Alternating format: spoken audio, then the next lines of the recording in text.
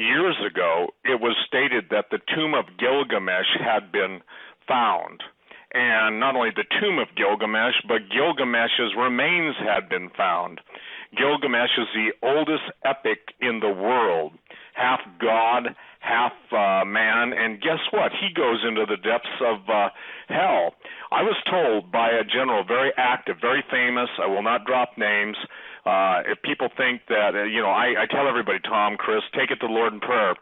But the reason for the Iraqi war, the one that most people were, familiar with, obviously, and the Congress was told, that was superficial. The real story, and Tom, I'm going to give it right back to you, is what they were looking for.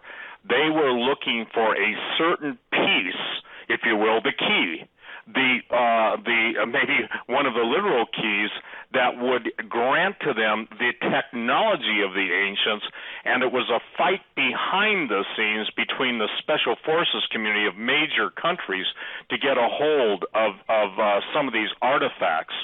Now, that sounds like something out of Hollywood, but remember this, Hollywood gets its cues from the intelligence community, and the reason they leak this information into the mainstream via science fiction is to pre-program you to the point where you dismiss it as just, quote, fiction, but then it's deep in your subconscious when they're ready to release the truth, they trigger and I don't understand all of the mind control techniques, but consider it a reserve data drop of information that they bring forth at the appropriate time and know how to activate the belief section of your brain.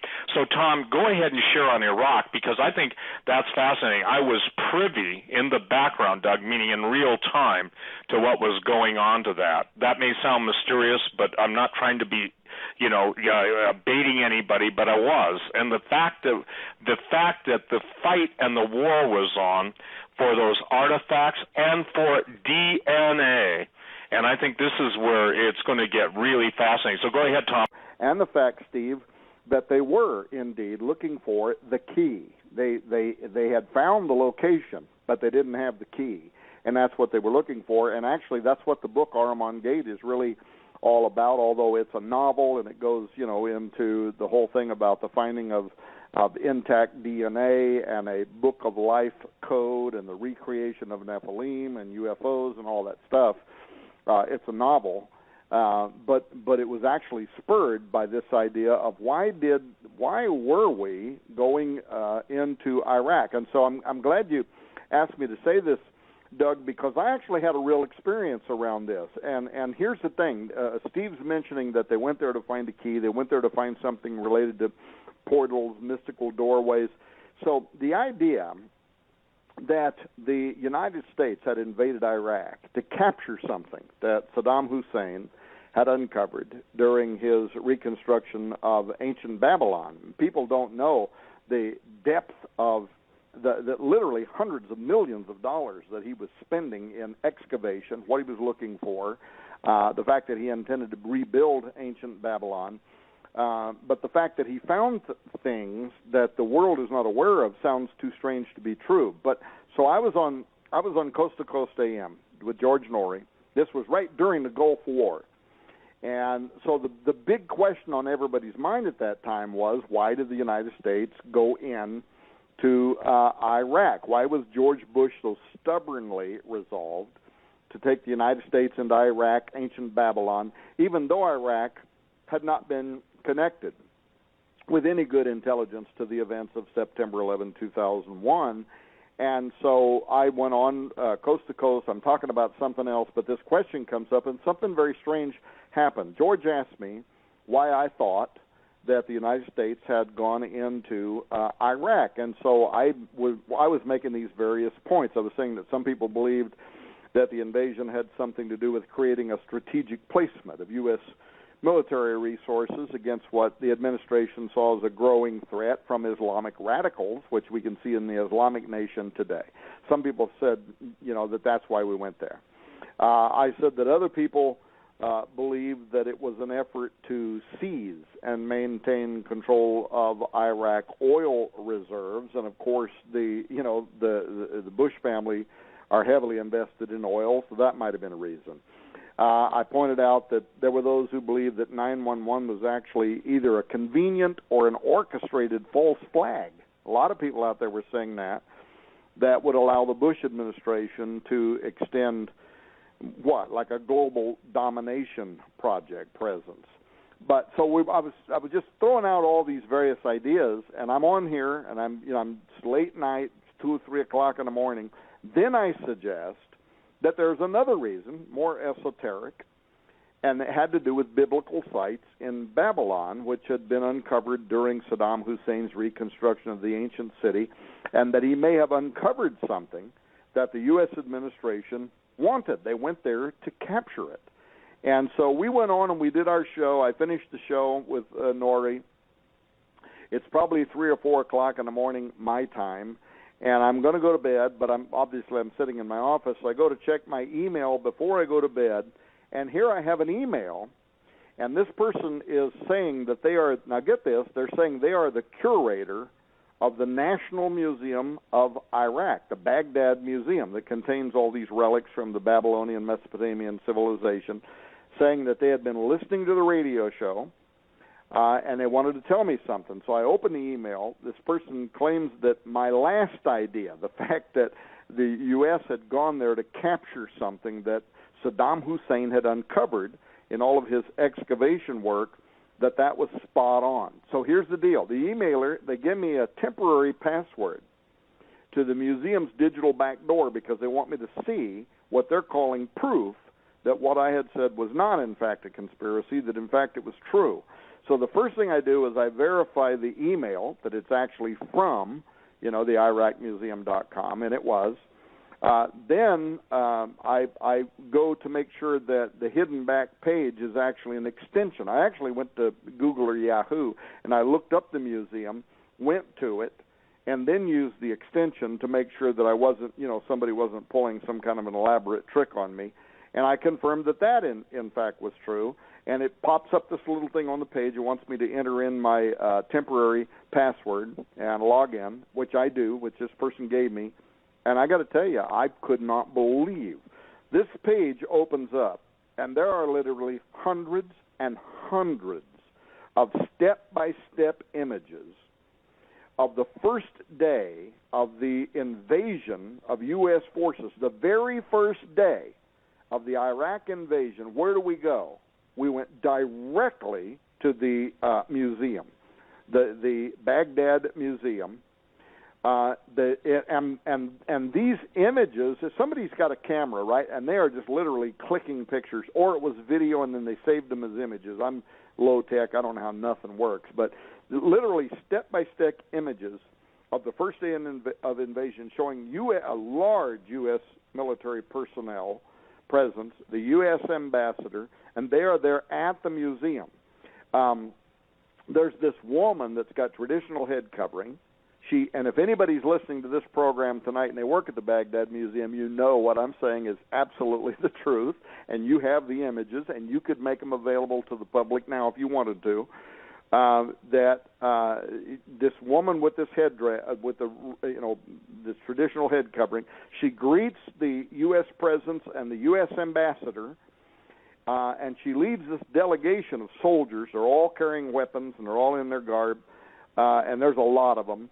And there's a whole bunch of Iraqis that are just following them around because they don't know what's going on. And she takes them into the museum, but then she takes them to a back door in the museum where the public's not allowed to go. This door has a great big lock on it. She unlocks. And these armed soldiers and the ambassador follows her down a very steep stairway, and they go down underneath the Baghdad Museum. And there is a gigantic underground storage room down there, something like you might see in an Indiana Jones movie.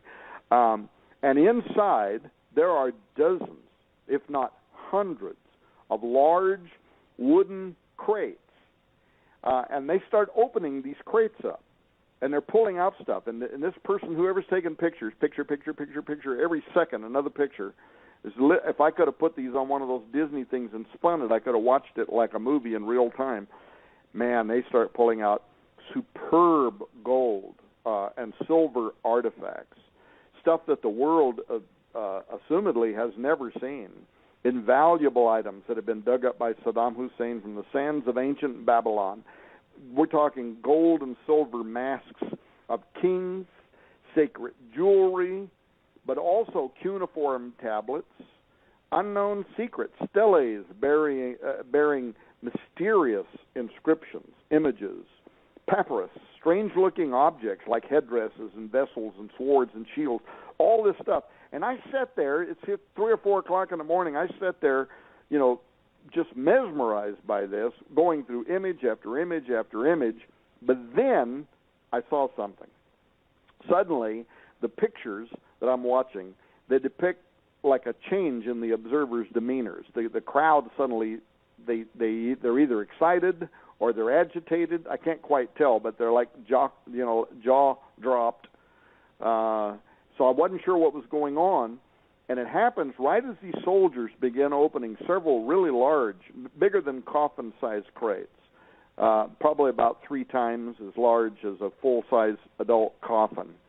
And these were back in the corners of that concealed room.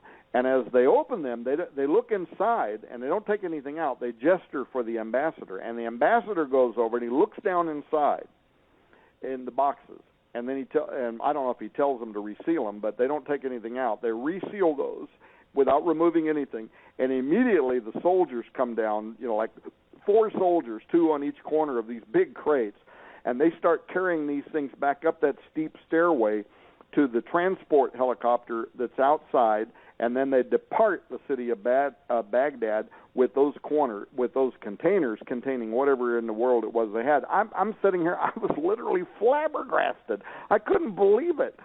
I realized at that moment that whatever else the U.S. military was doing in Iraq, Babylon, whatever else they were doing, the minute they arrived in the plains of Shinar, they went straight to a top-secret room beneath the Babylon Museum. The people at the Babylon Museum, if they're listening to this program, they know what I'm saying is absolutely the truth, where Saddam Hussein had hidden objects of evidently national interest that had been dug up from the ancient world. They removed those containers in which something the American government wanted, something from ancient Babylon, had been found. Now, what it was, I have no idea because they didn't take it out of the box.